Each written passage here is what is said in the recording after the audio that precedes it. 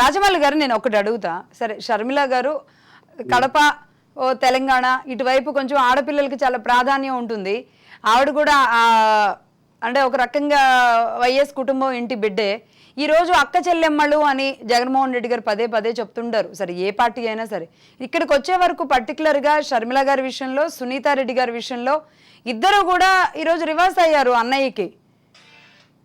అది రాజకీయంగా ఆయన మీద నెక్స్ట్ ఎన్నికల్లో ప్రభావం పడదంటారా? ఎందుకు అంటే దీన్ని అంటే సత్వరమే దీన్ని పరిష్కారం చేసుకునే దిశగా ఎందుకు మరి ఇప్పటి వరకు ఏమీ ఇది జరగలేదు? పదవీ వ్యామోహంతో షర్మిలమ్మ గారు ప్రవర్తిస్తున్నారన్నది వాస్తవమ్మా. అంటే ఏం పదవి కోరుకుంటున్నారు? కుటుంబంలో సమస్యలు ఇంకొకటి జగన్మోహన్ రెడ్డి గారు పరిష్కరిస్తారు. ఏం పదవి అడిగారు? ఏం పదవి అడుగుంటారు? ఏ పదవి ఆయన ఇవ్వలేని పదవి ఏమన్నా అడిగింది? ఇవ్వడానికి వీలుండే పదవి అయితే దేశం అందరికి ఇంతమందికి పదవులు ఇస్తున్నాడు. మా అందరికి ఎమ్మెల్యే పదవులు, ఎంపీ పదవులు, మంత్రి పదవులు, రాజ్యసభ పదవులు ఇస్తున్నాడు. ఎందుకు చెల్లెలకు? అవును, వైసీపీలో ఏ మాటగా మాట వైసీపీలో చాలా పదవులు ఉన్నాయి. వైసీపీలో చాలా పదవులు ఉన్నాయి. కార్పొరేట్ చైర్మన్స్ కానివ్వండి, లేదంటే దానికి ఇది కానివ్వండి, సలహాదారులు కానివ్వండి, సలహాదారులే 50 మంది ఉన్నారు. మంత్రి పదవులు కూడా అందరికీ ఒకరి దగ్గరే ఉంచకుండా ఇంకొకరికి మార్చారు. ఇప్పుడు రేపు ఎమ్మెల్యే టికెట్ల విషయంలో కూడా అంటే అందరికీ రావాలని మరి చూస్తున్నారేమో తెలియదు, కానీ పదవులు అయితే చాలా బాగానే ఉన్నాయి. వాటికి పవర్ ఎంత ఉంది అనేది పక్కన పెడితే పదవులు చాలా ఉన్నాయి. వీటన్నింటినీ మించి అడిగిన పదవి అంటే ఏం పదవి ఉండాలి? అది షర్మిలమ్మ చెప్పాలమ్మా. ఎందుకు వచ్చిందో నేను కూడా తెలుసుకోవాలనుకుంటున్నా. ఎందుకు అన్నను వ్యతిరేకించినావమ్మా? కుటుంబంలో ఎందుకు కలహాలు వచ్చినాయి? నువ్వు ప్రజల కోసం కలహిస్తున్నావా, లేకపోతే ప్రజల కోసం కాకుండా మీ వ్యక్తిగతమైనటువంటి కక్షల, కుటుంబంలో తగాదాలా, ఏ దాని కోసం అని చెప్పేది ఆయమ్మ చెప్పాలా. ఆయమ్మ చెప్తే మీరు వింటారు, నేను వింటా. నాకైతే నాకు తెలియనప్పుడు నేను ఏది ఊహించలేను, చెప్పలేను. నేను ఆయన గురించి మాట్లాడదలుచుకునేది ఎప్పుడంటే మా ప్రభుత్వాన్ని విమర్శించడం వలన, మా పాలనను విమర్శించిన తర్వాత ఒక ఎమ్మెల్యేగా చెప్పాల్సిన బాధ్యత ఉంది కాబట్టి చెప్తా. వైసీపీ కూడా ఈ విషయంలో ఎక్కడా నోరు విప్పలేదు. జగన్మోహన్ రెడ్డి గారు మాట్లాడలేదు. మొన్న నిశ్చితార్థానికి కూడా వెళ్ళొచ్చారు. ఎవరు కూడా అసలు ఏం జరిగిందని చెప్పట్లేదు. విజయమ్మ గారు ఇద్దరిని బ్యాలెన్స్ చేస్తూ కన్నతల్లిగా ఆవిడ ఉన్నారు. కానీ సరే, ఇష్యూ ఏదైనా కావచ్చు, కుటుంబ కలహాలు అనేక ఉంటే, కుటుంబానికి సంబంధించి ఏదైనా ఉంటే అది తెలుసుకోవాలనుకోవడం కూడా కరెక్ట్ కాకపోవచ్చు. కానీ ఇది పొలిటికల్గా టర్న్ అవుతున్న నేపథ్యంలో ఖచ్చితంగా దీని మూలాలు అక్కడనే టచ్ చేస్తూ ఉంటాయి. అంత ఆశించిన పదవి అంటే ముఖ్యమంత్రి పదవి అయితే అడిగి ఉండరు. ఇంకా పదవి ఆ నెక్స్ట్ లెవెల్లో ఉన్న ఏ పదవి అయినా సరే ఆవిడ అనర్హురాలు కాదనుకున్నారా అనేలాంటి అనేక అనుమానాలు వస్తాయి.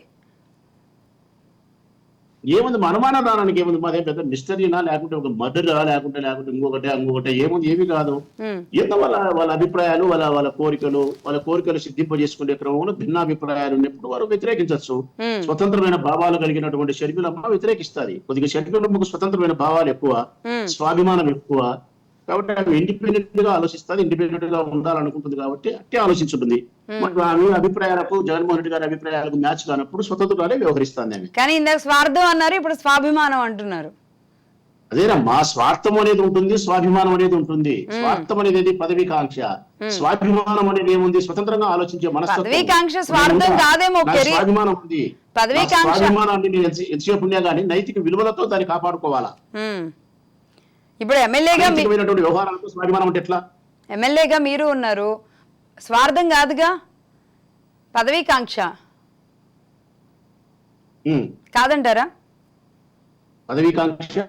పదవీకాంక్ష స్వార్థం అవుతుందా? ఒక ఎమ్మెల్యేగా మీరు కూడా ఒక ఎమ్మెల్యేగా ఉన్నారు కాబట్టి టికెట్ తెచ్చుకునే దగ్గర నుంచి గెలిచే వరకు చాలా కష్టపడాల్సి ఉంటది కాబట్టి.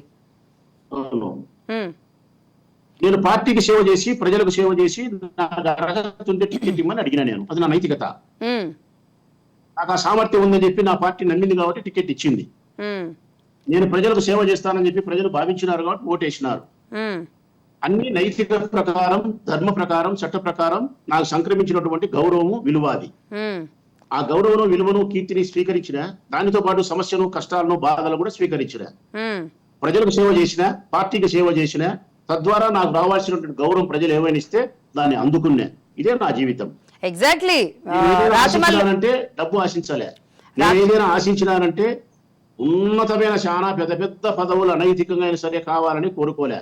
ప్రజలకు సేవ చేసి నా స్థాయికి తగినటువంటి పదవిని నేను పోటీ చేసినప్పుడు ప్రజలు తీర్పిస్తే చాలు, ప్రజల వైపు నుంచి నాకు గౌరవం, మర్యాద దక్కితే చాలు, వాళ్ళ హృదయాలలో మేము మిగిలిపోతే చాలనుకొని నేను రాజకీయాల్లో కొనసాగుతున్నా. అంతకుమించి నా ఉద్దేశం అయితే వేరేది ఉండదు.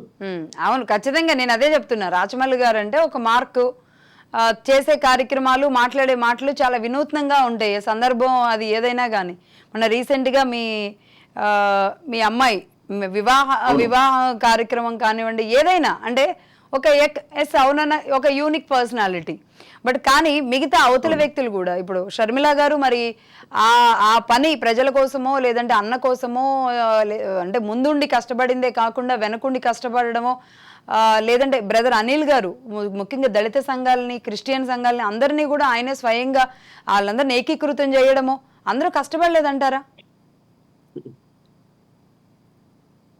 ఖచ్చితంగా పార్టీ కోసం ఆయన సేవ చేసి ఉంటారమ్మా, చేయకుండా ఉండదు. పార్టీ కోసం ఆయన సేవ చేసి ఉంటుంది.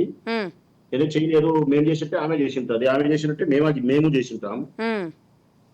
కాకపోతే దానికి ఎంతవరకు మనము అడగాల, ఎంతవరకు ఏం తీసుకోవాలనేది అది వాళ్ళిద్దరి మధ్యన ఉండాలమ్మా.